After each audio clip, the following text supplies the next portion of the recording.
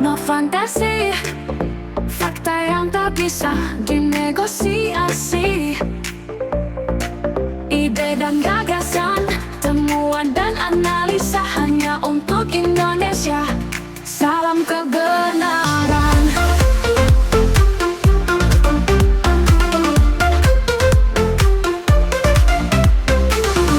Bismillahirrahmanirrahim. Assalamualaikum warahmatullahi wabarakatuh. Sahabat Dokter Tifa dimanapun Anda berada, jumpa kembali dengan channel yang mengantar Anda memasuki peradaban baru manusia dan insya Allah membekali Anda dengan keimanan, kecerdasan, dan kebenaran. Amin. Hari ini saya akan mengajak Anda untuk membahas sesuatu yang menggelayoti pikiran saya dan jangan-jangan juga Anda semua ya. Pertanyaannya tuh gini, apakah Presiden Prabowo kewalahan mengendalikan Jokowi? Menuju 5 bulan pemerintahan beliau nih ya, mulai sejak 20 Oktober 2024, beberapa indikasi menunjukkan bahwa Presiden Prabowo menghadapi tantangan dalam mengendalikan pemerintahannya. Yang paling baru adalah bagaimana Ketua Umum PDIP, Megawati Soekarno Putri, memberikan instruksi kepada kepala daerah dari PDIP untuk menunda keikutsertaan dalam retreat kepala daerah di Magelang. Yang ini tuh nggak sederhana ya, karena dapat berdampak signifikan terhadap stabilitas pemerintahan Presiden Prabowo. Keputusan ini, keputusan Megawati untuk menahan anggota PDIP datang retreat ke Magelang ini, mencerminkan ketegangan dalam koalisi dan dapat mengurangi legitimasi politik Presiden Prabowo. Kemudian berikutnya, kebijakan efisiensi anggaran, pemotongan pemangkasan anggaran sebesar 30 miliar dolar yang dilakukan oleh Presiden Prabowo telah memicu protes dari berbagai kalangan, termasuk mahasiswa dan aktivis sampai demo berhari-hari. Indonesia gelap. Pemotongan anggaran ini berdampak pada layanan penting, pendidikan, Badan Meteorologi, Klimatologi, Geofisika pun juga dipotong. Yang ini sangat mengkhawatirkan. Ada penurunan akurasi dan kecepatan dalam peringatan gempa bumi dan tsunami. Belum lagi pemotongan-pemotongan itu juga berekses pada hal-hal yang sangat krusial. Pemotongan terjadi pada kementerian-kementerian. Dan para kritikus sudah menilai langkah-langkah penghematan ini, pemotongan ini, sebenarnya kurang memiliki prioritas yang jelas dan dapat merugikan layanan penting serta menghambat pertumbuhan ekonomi dan segala aspek yang lain sebetulnya, bukan hanya sekedar ekonomi. Apalagi ketika ternyata kita semua tahu bahwa dana yang dihasilkan oleh pemotongan anggaran-anggaran ini ternyata di-pool jadi modal awal dan antara. Bagaimana dalam menjelang 5 bulan masa pemerintahan Presiden Prabowo ini tekanan publik dan protes sosial terus terjadi. Protes demonstrasi Indonesia Gelap yang melibatkan ratusan mahasiswa dan aktivis di 25 kota besar di seluruh Indonesia termasuk Jakarta dan Surabaya. Ini kan memperlihatkan bahwa publik tidak puas terhadap kebijakan Presiden Prabowo. Mau ditutupi jadi jargon Indonesia terang pun nggak bisa. Karena ini adalah sikap rakyat. Sikap rakyat yang risau, seperti saya yang sekarang ini risau, melihat kebijakan-kebijakan Presiden Prabowo. Demonstrasi ini sangat menyoroti pemotongan anggaran yang berdampak negatif pada kesejahteraan guru dan biaya pendidikan. Selain itu, protes juga menyoroti kekhawatiran atas peran militer yang diperluas dalam pekerjaan sipil dan kemudian terjadinya skandal LPG 3 kilogram. Ini kan sangat merisaukan seluruh rakyat dan melalui video ini saya juga berharap agar Presiden Prabowo itu memahami kerisauan-kerisauan dari rakyat. Secara keseluruhan, faktor-faktor yang terjadi tadi menunjukkan bahwa Presiden Prabowo menghadapi tantangan signifikan dalam menjaga kendali atas pemerintahannya dan tekanan yang datang dari dinamika politik internal, kebijakan ekonomi yang kontroversial, dan ketidakpuasan publik yang meluas. Apalagi ternyata sosok Jokowi ini masih saja muter-muter di Jakarta. Kita itu gemes, rakyat tuh. Kenapa sih dia tidak pensiun, duduk manis, mainan kodok di kolamnya di rumahnya di Solo? Kenapa dia masih keluyuran di Jakarta? Kenapa masih ngerecokin Presiden Prabowo? Dan ini yang membuat tanda tanya bagi kita. Kenapa seakan-akan malah akhir-akhir ini Presiden Prabowo hidup Jokowi, hidup Jokowi. Fakta-fakta ini justru menunjukkan bahwa walaupun kita tuh sebel sekali, tapi harus diakui bahwa ternyata Jokowi memang masih memiliki pengaruh besar dalam pemerintahan Presiden Prabowo. Walaupun presidennya saat ini sudah berbeda. Tapi di dalam lingkup pemerintahan ini, Jokowi ternyata masih memiliki pengaruh besar. Dan bahkan seakan-akan membuat Presiden Prabowo ini tidak punya rasa percaya diri yang cukup sebagai presiden. Saya analisis, faktor-faktor apa sih yang membuat Jokowi ini tetap dominan dalam pemerintahannya? Pertama adalah soal kontrol atas jaringan kekuasaan 10 tahun. Ternyata Jokowi masih memiliki kendali atas banyak posisi strategis di pemerintahan maupun BUMN. Figur-figur, tokoh-tokoh yang loyal kepadanya, tetap dia paksakan dan bisa berada dalam kabinet dan struktur politik Presiden Prabowo loh. Termasuk Luhut Bin Sarpanjaitan yang dikenal sebagai kingmaker dalam pemerintahan Jokowi kan. Yang kedua adalah ya jelas peran Gibran sebagai wapres. Putranya ini kan di remote control sama dia nih, Gibran. Dengan Gibran ini, maka Jokowi tetap memiliki akses langsung ke pusat kekuasaan. Nah, ini bisa menjadi alat kontrol terhadap kebijakan-kebijakan Presiden Prabowo. Atau bahkan diam-diam mungkin sudah terjadi ada kekuatan politik yang independen dari presiden. Kabinet dalam kabinet atau kabinet bayangan. Tapi bukan Gibran yang memimpin, tapi bapaknya. Dan ini sangat mungkin terjadi kalau kita lihat fakta-fakta yang terjadi selama 5 bulan ini. Berikutnya, dukungan oligarki dan elit-elit politik yang utama itu tetap masih kepada Jokowi. Mereka masih memiliki hubungan erat antara elit-elit politik yang ada di bawah kekuasaan Jokowi dengan para oligark yang mengendalikan sektor ekonomi ini, mereka masih sangat erat hubungannya. Dan mereka itu masih lebih percaya pada Jokowi daripada pada Presiden Prabowo. Nah, karena itulah maka Presiden Prabowo menjadi kesulitan menjalankan kebijakan tanpa ada persetujuan dari jaringan Jokowi, bukan Jokowinya, jaringan Jokowinya, oligarki dan para elit politik yang berada berkelindan bersama dengan Jokowi. Berikutnya lagi, apakah dengan mondar-mandirnya Jokowi masih menggunakan baju putih dan celana hitam ini adalah sebuah manuver politik untuk 2029? Karena banyak juga yang mengatakan spekulasi nih ya, bahwa Jokowi tidak akan benar-benar pensiun dari politik. Dan dia sedang menyiapkan langkah untuk kembali berkuasa di 2029. Baik secara langsung atau melalui figur lain yang bisa dikendalikan. Secara langsung kok bisa? Ya bisa. Undang-undang kita mengizinkan. Yang tidak boleh itu terus-terusan. Tapi kalau ada selah presiden yang lain, dia bisa maju lagi. Secara umur dia masih mungkin. Dan ternyata secara power dia juga masih sangat didukung oleh para oligarki, para taipan-taipan. Atau ya dia memonitor selama 5 tahun ini untuk mempersiapkan figur lain yang bisa dikendalikan. Ya siapa lagi kalau bukan anaknya, Gibran. Sekarang pertanyaan tuh PR ini harus dijawab oleh Presiden Prabowo. Presiden Prabowo ini legitimate sebagai presiden. Rakyat mendukung. Jadi nggak ada alasan sebetulnya buat tidak percaya diri. Jadi sekarang ini justru kita malah risau. Karena kok kelihatannya Presiden Prabowo ini malah beliau yang nggak bisa lepas dari Jokowi nih. Nah, makanya saya saran. Jika Presiden Prabowo ingin benar-benar berkuasa, beliau tuh harus mengkonsolidasikan kekuatan politiknya sendiri dengan segera. Dan meminimalisir ketergantungan kepada jaringan Jokowi. Dan memastikan bahwa segala keputusan kebijakan itu ada di tangan beliau, bukan di balik bayangan presiden sebelumnya.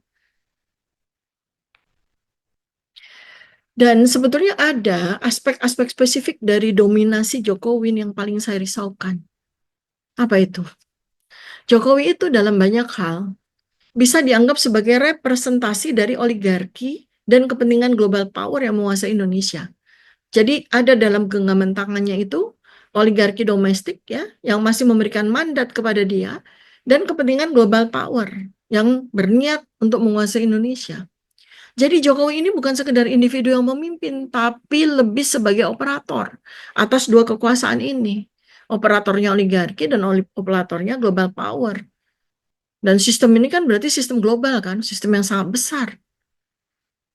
Dan kita juga lihat ada faktor-faktor kan, setelah 10 tahun ini kan kita baru tahu nih, semakin towel-owel gitu ya, semakin kelihatan terang benderang, bahwa Jokowi ini memang bekerja untuk oligarki dan global power. Faktor-faktornya ya, keterikatan dengan oligarki domestik. Sejak awal pemerintah dari sejak tahun 2014 kan, kalau kalian semua ingat, Jokowi dikelilingi oleh taipan-taipan besar para oligarki yang mengontrol ekonomi Indonesia, terutama dalam sektor sumber daya alam, infrastruktur, dan keuangan. Para oligark ini termasuk konglomerat para taipan yang mendapat manfaat dari proyek-proyek besar seperti IKN, infrastruktur, industri tambang segala macam termasuk nikel. Ini sangat diuntungkan dengan keberadaan Jokowi sebagai presiden. Kebijakan ekonomi, politik yang selama ini diambil oleh Jokowi selama 10 tahun secara sistematis menguntungkan kelompok ini dan sangat merugikan rakyat biasa. Dan itulah sumber kekuatan dari Jokowi. Berikutnya adalah penguatan peran asing dalam ekonomi. Di bawah Jokowi 10 tahun, ketergantungan Indonesia terhadap investasi asing itu meningkat drastis. Contoh kan kita juga tahu, China menguasai proyek-proyek strategis termasuk KCIC, kereta cepat Indonesia China Bandung itu, tambang-tambang nikel dan tambang yang lain. US dan Uni Eropa mendapatkan akses lebih luas terhadap sumber daya strategis. Freeport tetap aja, industri hilirisasi tetap juga mereka ada berjatah. IMF dan World Bank tetap memengaruhi kebijakan fiskal dan ekonomi, termasuk utang luar negeri yang terus meningkat dan terus meningkat selama 10 tahun ini. Jadi Jokowi ini memainkan keseimbangan antara kekuatan besar ini, ya, yang ternyata pada akhirnya rakyat dikesampingkan. Gak ada kepentingan rakyat di sini kan? Kemudian berikutnya, Jokowi berhasil memperlemah demokrasi dan memperbesar peran militer dan polisi dalam pemerintahan. Ini suatu pola yang sesuai dengan pola-pola global power di seluruh dunia. Demokrasi diperlemah, autokrasi dipertinggi, militarisasi diperbesar. Ini pola yang similar dengan penguasaan global power terhadap negara-negara yang lain. Polanya sama. Karena ini diperlukan untuk menjaga stabilitas ekonomi dan investasi. Maka dengan cara ini, kebijakan pemerintah bisa lebih mudah dikontrol tanpa risiko gejolak demokrasi yang mengganggu kepentingan bisnis besar. Berikutnya lagi apa yang meningkat? Otoritarianisme. Dilakukan Jokowi untuk mengamankan kekuasaan elit, elit politik maupun elit ekonomi. Bukti-buktinya, manipulasi sistem pemilu dan MK untuk memungkinkan Gibran maju sebagai wapres. Penguasaan media untuk membentuk opini publik dan membungkam kritik. Persekusi terhadap oposisi dan aktivis yang menentang kebijakan pemerintah itu terjadi. Otoritarianisme terjadi pada 10 tahun pemerintahan Jokowi. Sekarang ketika sudah terjadi pelengseran, artinya secara alami ya, secara undang-undang Jokowi tidak lagi menjadi presiden dan kemudian presidennya ada Presiden Prabowo Subianto, ya ternyata transisi kekuasaan ini tetap dikontrol under Jokowi. Jadi penyiapan transisi ini tetap menguntungkan dirinya dan jaringan oligarki, apalagi dengan menempatkan Gibran sebagai wapres. Dia mempertahankan pengaruh atas birokrasi serta partai-partai politik. Posisi tawar yang sangat tinggi. Dengan ini dia bisa memastikan bahwa kebijakan dan kepentingan oligarki tetap terjaga meskipun presidennya adalah Presiden Prabowo Subianto sekarang. Sekarang ini sebetulnya yang ada adalah implikasi loh bagi Presiden Prabowo. Jika Presiden Prabowo ingin benar-benar menjadi pemimpin yang berdaulat, beliau itu harus apa sih? Beliau itu satu tuh harus mengurangi ketergantungan pada oligarki, oligarkinya Jokowi, dengan membangun jaringan kekuatan politik dan ekonomi sendiri. Beliau tuh juga harus menyeimbangkan pengaruh asing agar Indonesia tidak hanya menjadi alat bagi kepentingan China, tapi beliau juga harus bisa menyeimbangkan pengaruh asing semuanya. China iya, US iya, blok lain iya, dia seimbang. Karena dengan seimbangan ini terhadap banyak kekuatan asing, maka tidak ada yang dominan. Dan karena itu maka Indonesia kan masih tetap memiliki posisi tawar. Tapi kalau 10 tahun kemarin ketika berat sekali ke China, Indonesia menjadi kehilangan posisi tawar. Dan ini kemudian akan menjadi sebuah peluang bagi kekuatan lain seperti US yang nggak terima dengan keadaan ini gitu. Dan ini yang akan bikin chaos dan segala macam itu potensinya besar sekali terjadi. Terus apalagi yang mesti dilakukan Presiden Prabowo? Kembalikan kedaulatan rakyat dengan kebijakan yang lebih pro rakyat.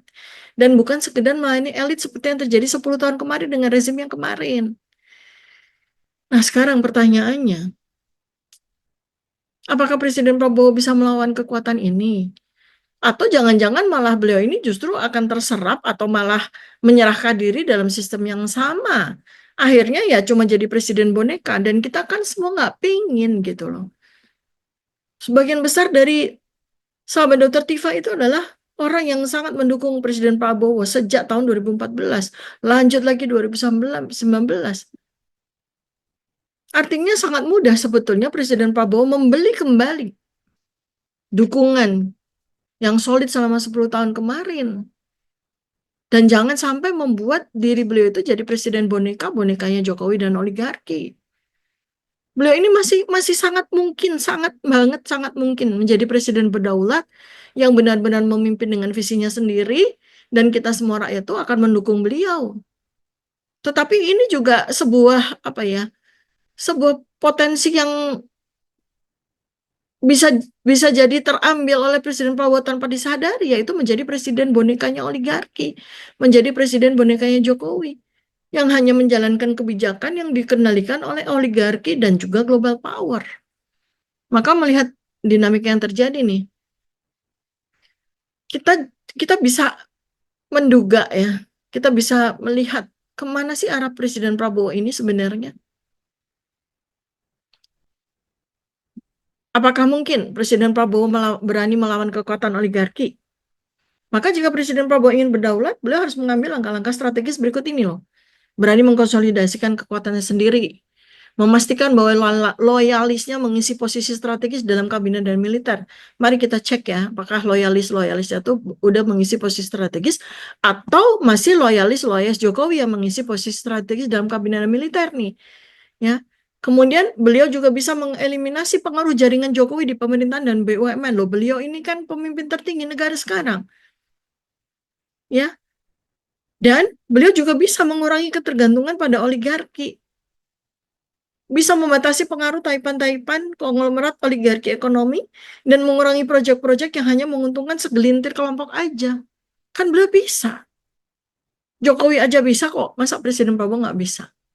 Lalu, ya beliau segera nih, udah 5 bulan. 5 tahun dikurangi 5 bulan. Beliau harus bisa menciptakan kebijakan ekonomi yang lebih berpihak pada rakyat.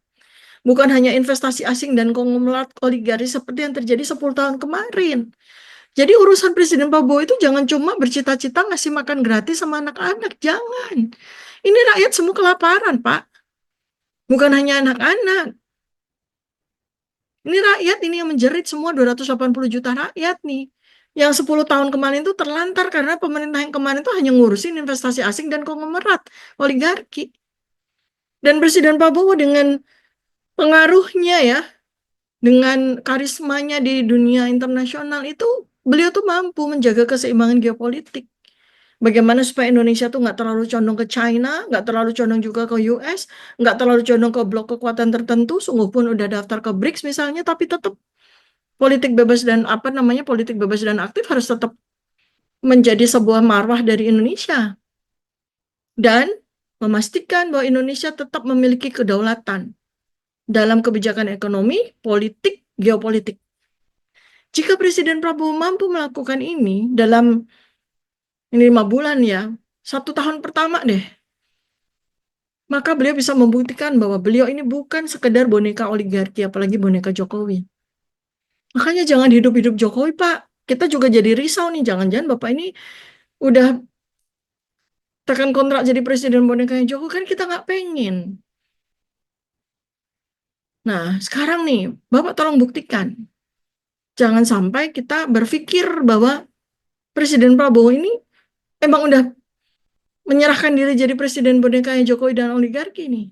Kita bisa lihat nih, jangan sampai Presiden Prabowo ini hanya jadi presiden formalitas. Sementara kekuatan real tetap dipegang oligarki dan dipegang global power. Kita bisa lihat, berani nggak beliau reshuffle? Karena sekarang struktur kekuasaan kabinet tetap didominasi loyalis Jokowi. Yang kemarin reshuffle cuma satu, gimmick aja. Padahal yang kita harapkan kan beliau mereshuffle loyalis-loyalis Jokowi, ternyata tidak dilakukan. Malah Presiden Prabowo tetap kelihatan mempertahankan figur-figur utama loyalis Jokowi. Nama-namanya Anda sudah tahu. Dan mereka menempati posisi-posisi strategis. Nah, itu artinya ya beliau memang tidak benar-benar berkuasa. Dan tambahan lagi nih, kalau dalam 6 bulan berikutnya tidak ada perubahan dalam arah kebijakan ekonomi, tetap seakan-akan seperti berkelanjutan aja, Presiden Prabowo tetap menjalankan model ekonomi berbasis investasi asing, proyek-proyek infrastruktur dikendalikan oleh segelintir oligarki, dan tetap membiarkan mereka menguasai sektor-sektor strategis, maka berarti beliau itu cuma meneruskan sistem lama. Presiden Prabowo mampu nggak nih mengendalikan militer, intelligence policy? Jika TNI dan BIN, kepolisian masih dikendalikan oleh jaringan Jokowi atau elit yang lama, maka Presiden Prabowo tidak akan punya alat kekuasaan yang efektif untuk benar-benar mengontrol negara. Dan kalau ini terus-menerus terjadi, Presiden, dukungan publik akan berkurang. Karena kebijakan 10 tahun kemarin itu membuat rakyat tuh kecewa. Kalau mau ditambahkan ya rakyat tambah kecewa. Maka protes sosial akan terus meningkat loh. Dan ini bisa dimanfaatkan oleh kelompok-kelompok oligarki untuk melemahkannya lebih lanjut dan menyanderanya. Jadi kita sangat benar-benar sangat ingin ya, Presiden Prabowo jangan dong menyerah menjadi presiden formalitas. Ya, jangan dong.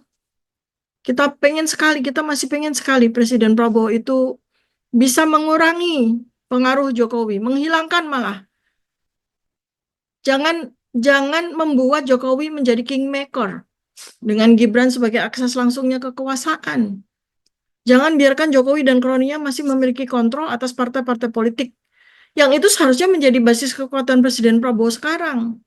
Dan jangan biarkan Jokowi juga masih memiliki pengaruh terhadap militer dan intelijen. Yang membuat Presiden Prabowo sulit bergerak secara independen.